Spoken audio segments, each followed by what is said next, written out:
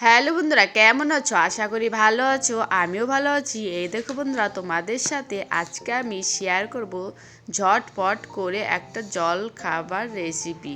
এখানে সেজন্য নিয়ে নিয়েছি আমি আটা, কালো জিরে, নুন, তেল, 1 চামচ চিনি, এগুলো দিয়ে ভালো করে মাখিয়ে রেস্টের জন্য 10 মিনিটের জন্য রেখে দিচ্ছি। এখানে নিয়েছি আমি আলুর পুর।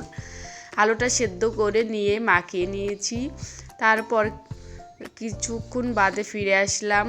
আটাটা এখানে আমি বেলে নিচ্ছি, খুব পাতলা করবো না, একটু মোটা মোটা করে বেলে নেব। বেলে নিয়ে দেখো মাঝখানে পুরটা দিয়ে এইভাবে ভালো করে আটকে দিলাম। তারপর এইভাবে কেটে নিলাম। তারপর কড়াইতে